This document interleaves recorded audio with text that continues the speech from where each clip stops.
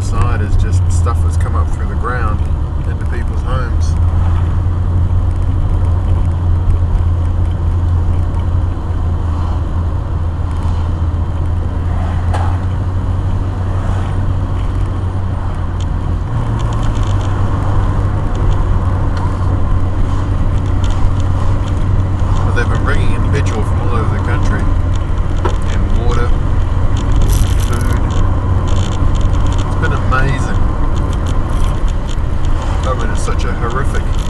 Disaster, you know, but it's brought out the most wonderful sides of humanity as well at the same time. There have been so many, just hundreds and hundreds of volunteers, thousands of volunteers going into town to do anything, help out. A friend of mine said that his place was fine and he was going into town to volunteer to help.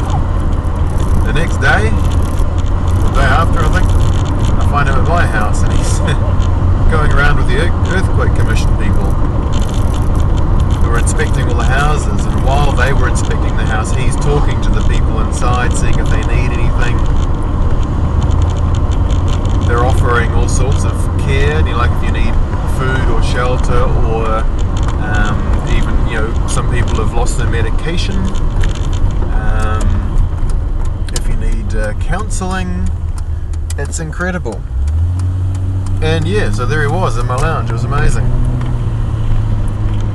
Other friends like have been baking and taking muffins and cookies around to all the police and security and all the earthquake teams and search and rescue and all that. It's been yeah. And the thing I loved the most was that there was a great big student army, over 1,000 students, mainly from university, I believe,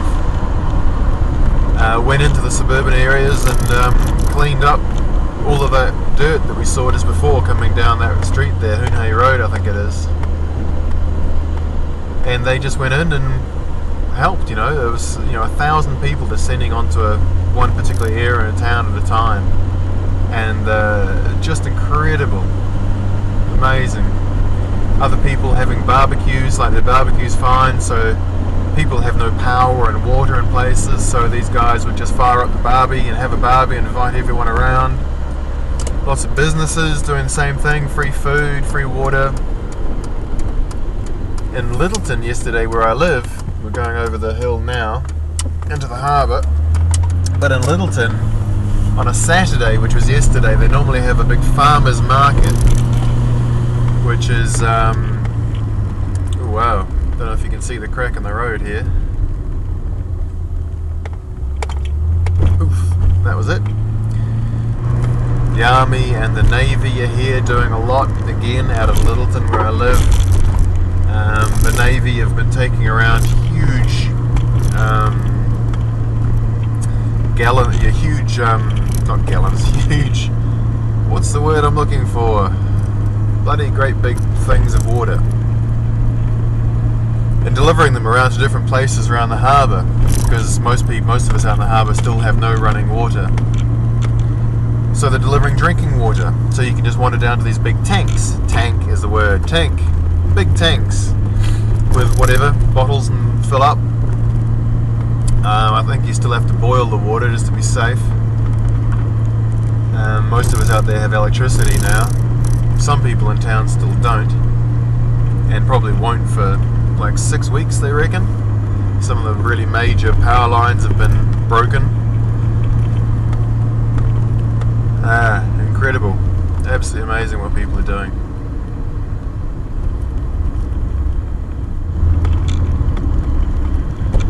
So there's all sorts of stories now starting to float around from sort of survivors and people who saw this and who saw that, and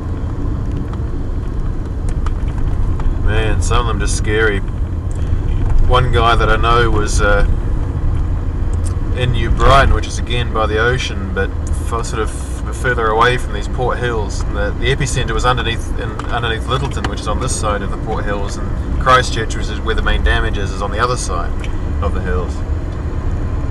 And so he was in New Brighton, and when the quake struck, and he said he could see the whole Port Hills just rippling, like it was made of water, and there were waves just going along the hills. Other people who saw the buildings in town collapsing, car parks collapsing like pancakes. And even from this side of the hill, it's about 16 kilometers from here into town, over a hill or through the hill, depending on which way you go.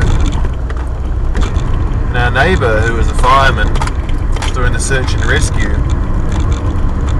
he came over to let us know that he was alright and to check on us. And then said he was going into town to try and find his wife, which he did, thankfully. But he said, listen.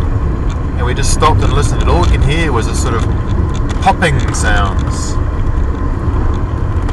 And that was buildings collapsing.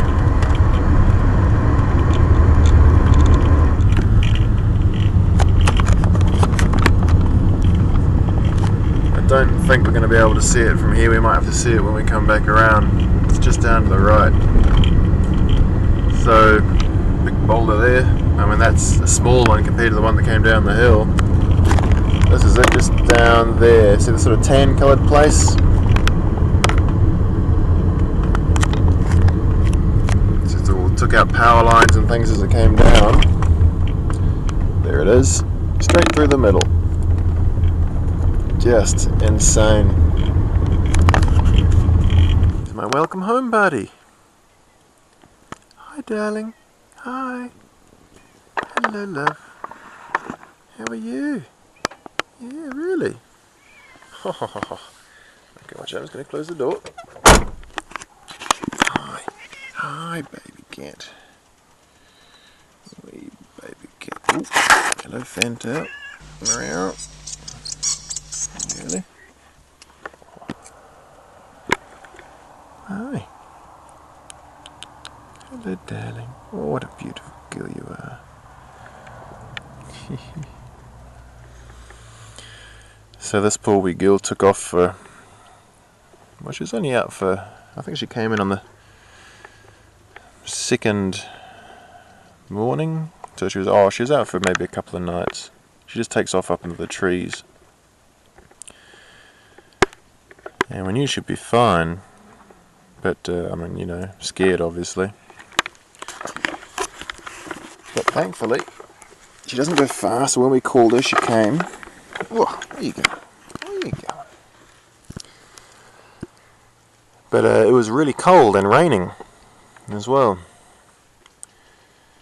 And I couldn't sleep knowing that she was outside somewhere, cold and wet and scared, so I came wandering out and I grabbed a blanket there, came out and called her, and she came running out from the bushes.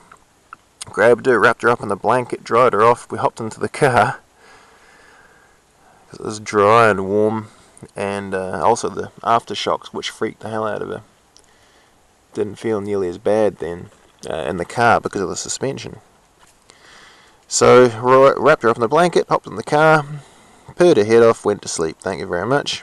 After she, initially got over the shock of being in the car. And that was about 2 in the morning, and we both slept there till about 6 when she wanted to get up. Thank you very much. And then I think the next morning she came in.